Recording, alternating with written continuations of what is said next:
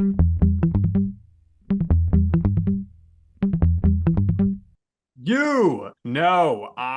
right. The podcast that uncovers the origin stories of some of the biggest names in sports, media, entertainment, entrepreneurship, and so much more. Nick Durst here, along with Joe Calabrese. And Joe, we have the questions, but our guest today, of course, he has the answers.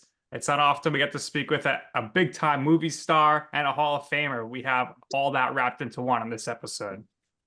Yes, it's amazing. One of the greatest lightweight fighters in UFC of all time. He's going into the UFC Hall of Fame later in this year. He finished his career with a 21-11-1 record, 6 wins by knockout, 4 by submission, and we're really, really happy to have him on. We welcome Frankie, the answer, Edgar. Frankie, what's up, man? How you doing? What's up, fellas? How you guys doing? We're good. We're good. We can't start this without saying Tom's River. Always, baby. Growing up in Tom's River, New Jersey, you were the oldest of 3 children. Talk about what it was like growing up in your family life. Yeah, I mean, I just normal Jersey Shore kid, out on my bike a lot, running around. Grew up wrestling a little, like once I got to middle school, high school. Just typical, growing up by the boardwalk. Nothing crazy, but just a normal kid from around the way. Yeah, makes sense. That's what pretty much everybody in the New Jersey, New York area, typical childhood out there playing sports, riding their bikes. So for you, obviously, you mentioned it, you gravitated in high school into wrestling. You did very well in senior state championships, National High School Coaches Association senior nationals. What side of your family did you really get your athletic chops from? And how did you know you wanted to pursue a career in wrestling and then ultimately combat sports? Yeah, I guess my cousin wrestled, my stepfather wrestled, so that's kind of what piqued my interest in the sport. I grew up definitely getting in scuffles as a kid, like even at a very young age, so I was very accustomed to combat, I guess you could say, and I just gravitated towards it. Wrestling, the one-on-one aspect of it all, really, is what I think interests me the most about it. And then, what just the perfect segue to MMA. When I graduated college, I got a job. I was in the union. I even substitute teach for a little bit, but it wasn't really what I wanted to do. So I was training during all that, and then once I finally, felt I had a strong enough MMA resume to finally just put it all into that. Was actually my third fight in UFC is when I stopped completely, and just started focusing on fighting. So let's talk a little bit about your background. Your 3rd-degree black belt under Brazilian Jiu-Jitsu under the Gracie system. You've been training with Ricardo Almeida, who is an accomplished fighter and pride in UFC in his own right. Talk about the relationship with Ricardo through the years and what he's meant for your career. Yeah, Ricardo's he's the man. He's like an assassin. You know what I mean? My calm, cool, collected guy, super intellectual. One of the most technical people I've met. He always says the yin to my yang with Mark and Ricardo. Like Mark's a little more like a Jersey guy like us, kind of way grew up, way I grew up, and Ricardo has more of the Zen type, laid back and kind of need that balance between them guys. But Ricardo was a big part of my career. I always attribute, kind of joining his team in 2008 is really what pretty much put me in a position where I could win that title. Yeah, obviously with that, you got your one skill set that you need there. The other skill set you mentioned, training with Mark Henry, doing the boxing stuff really opens up a new dimension to training and all about the striking ability. And this is the time, you're building your resume like you mentioned it. So what was really that path for you to the UFC, and how crucial was it, obviously, early on for you to remain undefeated in the other promotions, 6-0, until you earned that opportunity for that big fight at UFC 67 against Tyson Griffin? Yeah, I mean, honestly, I just was fighting. Whenever I would ever get a fight, I would get a fight. Like I said, I was still a plumber full time. So I didn't know really, how far I could take it. I think when I very first started, I don't even think UFC had a 155-pound division. So I didn't know I was gonna ever make it to the UFC. It was really when I tried out for the Ultimate Fighter is what kind of got me into it. And that's kind of what got me piqued my interest in the sport is when the first season of the show came on. I was in college, and that's when I kind of got interested in training. and then I tried out for season 5. I think I was ready 6-0. Tried out for the show, but I didn't get picked. So, but getting in front of the guys, I guess, I must impress somebody. So I got a call 4 weeks later to take a short notice fight for UFC 67.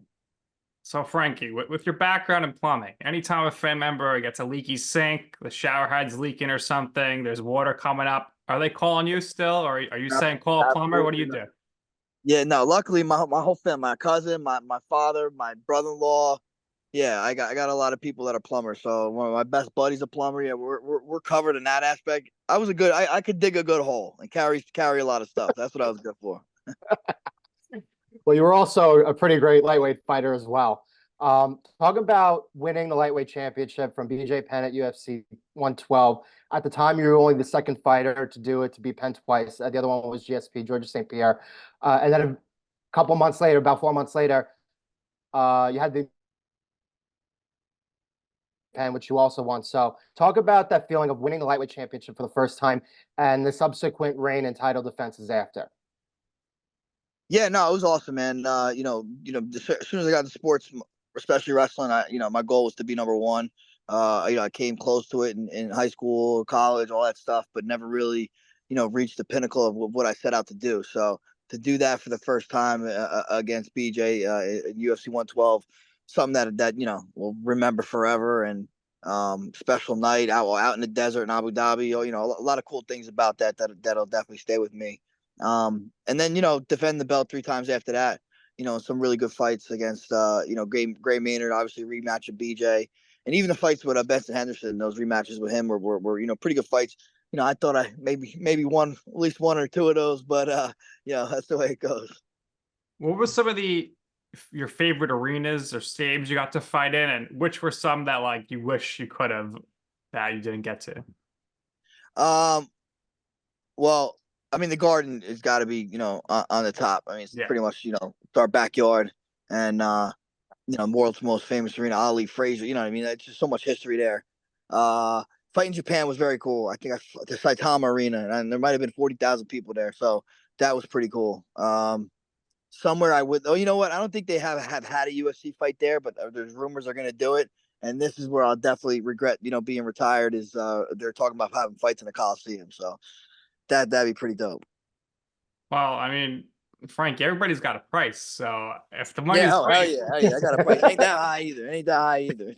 so you never know. I mean, pretty much people retire UFC all the time, Hall of Fame, and you know that when you're up there, they're going to be chanting "one more match, one more." You still got it, so you know what's going to happen. Hey, I can maybe be persuaded. We'll see. I'll see. All right, so for you in your career, who were the most difficult challengers, fighters to prepare for in your training camps? I always say BJ just because of the aura he had about him. That took a lot for me to. It's a guy I looked up to. He was literally licking blood off his gloves, the guys he beat, and he had just this whole thing. He was unbeatable. He was the running through guys. No one expected me to beat him. So that was a kind of a tough thing, tough camp to kind of convince myself that I can get it done. But I fought the who's who. Max Holloway, obviously one of the best guys in the sport. Jose Aldo, who just came back and won another fight. So the list goes on and on. But yeah, Aldo, was the first guy that kind of told me, hey, if I get ready for him, I get ready for anybody, or BJ rather. That is true.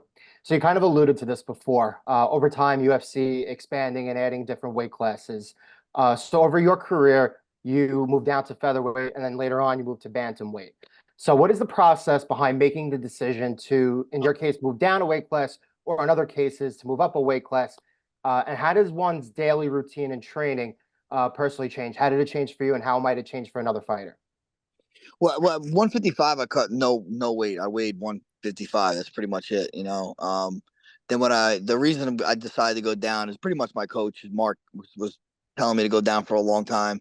But when I finally lost the belt 2 times to Benson, I knew it'd be a long ways to get another title shot. So I thought 45 would be my quickest way to get to a title shot again, because that's always been my goal. Ever since I lost the belt, I was trying to get it back, and so yeah, so that's kind of was my first decision why I went down to 45. And I had a great career there. And again, I just wanted to see what else. Fight another group of great names in a different weight class, going down to bantamweight. And I think I was top 5 at one point. At the end of my career there, so I was, again, looking for another path to a title shot, possibly at bantamweight.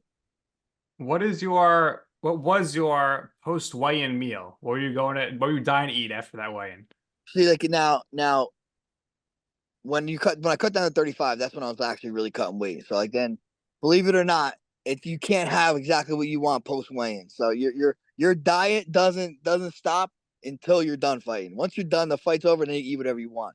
I mean, you can eat a lot after weigh-ins. Like you definitely want to eat, and it tastes great because you're starving and you're cutting a whole bunch of weight. I mean, I used to weigh like pretty 160, 165 and cut down to 135. So yeah, you were definitely, that meal was great, but it wasn't exactly what you wanted. Like I would have got a cheeseburger or something and some wings, something like that. And that's got to wait till after the fight. Yeah. Especially living down Jersey Shore, so many good food places, a lot of Yeah. temptations. I'm sure as Oh soon as yeah. you get home, you're going right to your favorite place, getting Oh, always, always gotta. I gain a lot of weight very quickly. So Frankie, obviously you're a very entertaining guy. You got the promo stuff down low on the down low. Was there ever any interest from maybe some sort of wrestling promotions to get you involved in any sort of a way? And was that something that may have interested you at all in your career?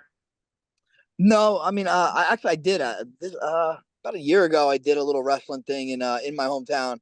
One of the a local wrestler kind of had his retirement match, so I jumped in there, cracked someone with an elbow. It was cool. It was a lot of fun.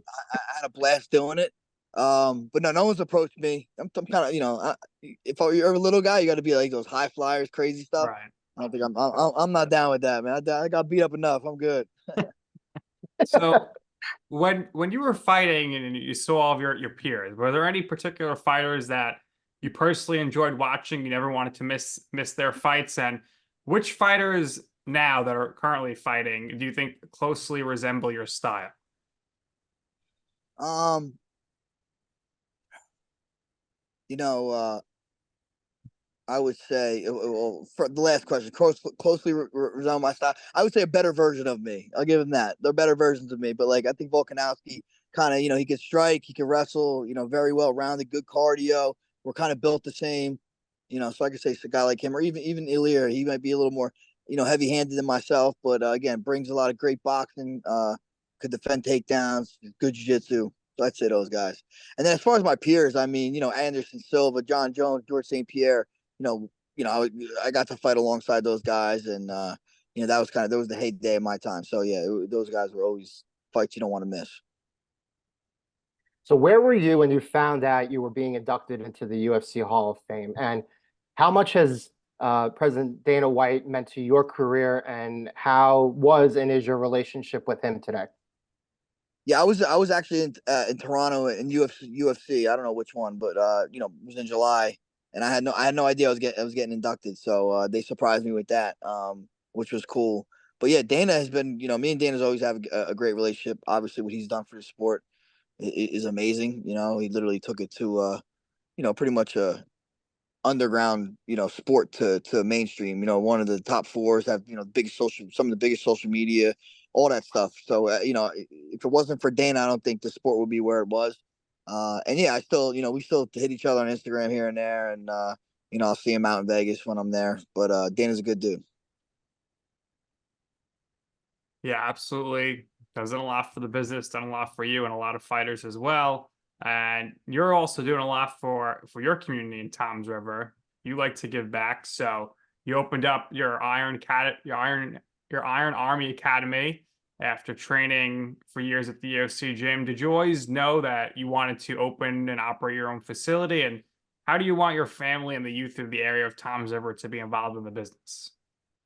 Yeah, I always knew I was gonna have at first was when I was wrestling, I thought I was gonna have a wrestling club one day, and then obviously get into mixed martial arts and all this. So I knew eventually I would have my own school academy of something, jiu-jitsu, MMA.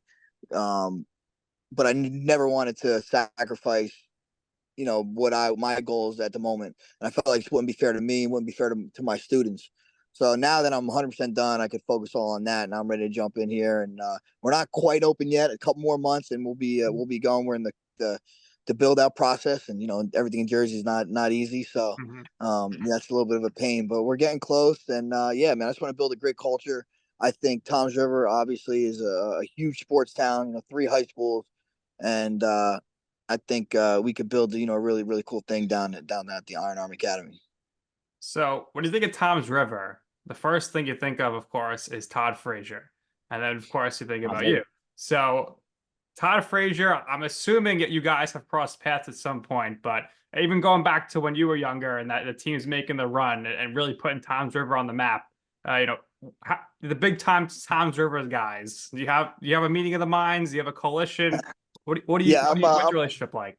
yeah, I'm good buddies with Todd. He's a good friend of mine. I've known Todd literally since we were kids.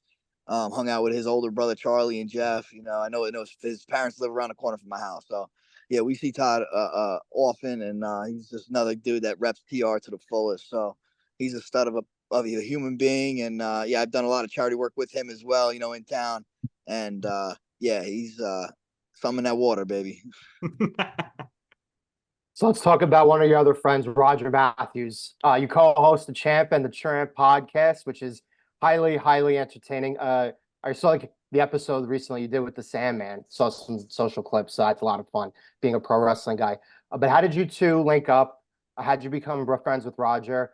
And did you ever think in your wildest dreams early on in your career that you would eventually be in the business of media and doing podcasting? Yeah.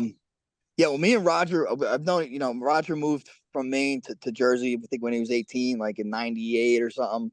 And I think I met him right when I first started fighting. I think he was kind of a fanboy, to be honest. And I started teaching like an informal, MMA class at my buddy's wrestling school. And he used to come with a couple buddies. So started training him. And then, we just became friends through that. And obviously he got on the Jersey Shore, met his ex-wife, got married.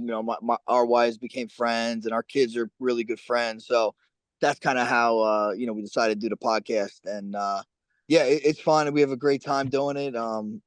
We bust chops on each other all the time, and I pretty much just me abusing Roger most of the time, but it's enjoyable. If you don't jump off a cliff, he takes it a little personal. So you recently made your acting debut, The Bastard Sons. How did you get approached for that? What was your reaction? Any hesitations? And can we see some more acting in your future, perhaps? Yeah, well, that actually came about because of the podcast. We had Kevin Interdonato as a guest on our podcast. Him being a local star and being in Sopranos and all this other stuff. We had him as a guest, and he was actually telling us about this project on the show. And then eventually, a couple weeks later, a month later, said, "Hey, you guys want to?" Be in a movie. At first, he approached us as extras. I'm like, yeah. And then, a couple weeks later, he's like, hey, some guy fell out. Do you want kind of a main role?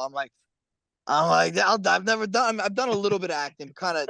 I played myself, which is not too hard. I don't think sometimes. And I was like, yeah, I'll do it. I haven't done it before. I'll do it. But I was glad I did. I had a complete blast. Everybody on the project was awesome. Kevin's the man. So yeah, I don't know if anybody wants me in something, I would definitely entertain it. There you go, Joe. You heard it here first, and you know I'm right. So it could be a sequel of Bastard Sons. Yeah, yeah, So, that would be great. That would be great. Oh, you well, Joe, definitely have a career in acting. You were hysterical in the movie. Thank you. Thank you. the good one-liners.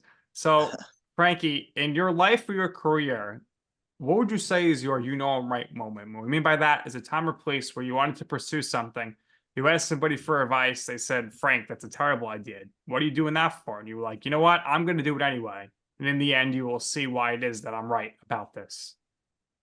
Believe it or not, it was the moment before I had my first fight. My first MMA fight. I remember the night before my mentor came to my house, and because of he's a little bit older than me, obviously a family friend, knows my parents very well. My parents got in his ear, were kind of telling him to talk me out of it. And this is the night before I'm about to fight, and I looked up to this guy and a lot, and I still do. And when he tried to talk me out of it, it pissed me off because I was like, you're the guy that doesn't talk. You're the guy that talks me into this stuff, So that was kind of that moment where I'm like, all right, you're trying to say I shouldn't do this. And I know he was just playing devil's advocate for my parents and all that. But yeah, that was kind of moment like, all right, I'm gonna show you what's up. So worked out. Love it. Love it. Love it. Listen, Frankie, you kick ass in literally every single area of your life. And I see pictures with your beautiful wife and children. Nick and I, we appreciate your time. Really, the first time I met you in person, you were very warm to me. So we're happy we did this. We wish you the best of luck moving forward, especially with everything with the gym. We know you're going to continue to give back to the community. Legitimately one of the greatest fighters of all time, UFC Hall of Famer. Can't wait to see you go in later in the year. What we do here is we always give our guests the last word. So if there's anything else you would personally like to share or promote on top of everything we talked about, by all means, go ahead. And like I said, we wish you the best of luck and we thank you for doing this with us. No, guys, thank you, man. It was awesome talking to you here outside, hearing the birds chirping in the background stuff. Definitely good scene for it. Yeah, no, it's cool talking to you guys. Champ and a Tramp, check out Bastard Sons and look for the Iron Arm Academy here in Toms River. Appreciate you guys. All right, there you have it. That's going to do it here for this episode of You Know I'm Right. For our special guest, Frankie Edgar, for my coach, Joe Calabrese. I'm Nick Durst, and this has been You Know I'm Right.